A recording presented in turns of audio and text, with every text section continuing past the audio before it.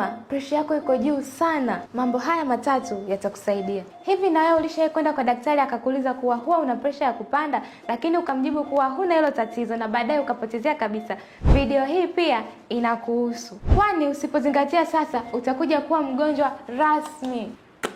Presha iliyojificha haina dalili kama vile kufanya kazi kidogo tu umechoka, kizunguzungu, kichwa kuuma kwa mbali na hata vile kukosa mudi kabisa ya kufanya kazi.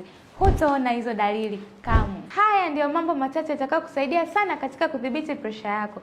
Namba, tunashauri utumie vyakula vya asili kama vile kuku, nyama, samaki na mayai, huku ukiambatanisha na mboga za majani na matunda ambayo hayana sukari.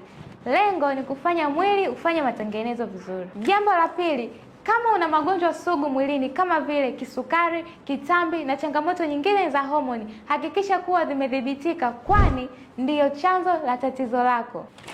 Jambo la tatu, tumia virutubisho vinavyosaidia kuondoa sumu na kuimarisha msukumo wa damu katika mishipa. Tatizo la juu la damu sio ugonjwa usiotibika. Endapo utajua kilichoathiri mishipa ya damu na moyo, utapata suluhisho la kudumu. Asilimia zaidi ya 95 presha ya kupanda husababishwa na uchokavu wa mwili kwa ndani. Matengenezo ni tiba ya uhakika. Utakapobadilisha mfumo na kufuata njia hizi tatu, ndani ya mwezi tu utaona mabadiliko makubwa sana kiafya.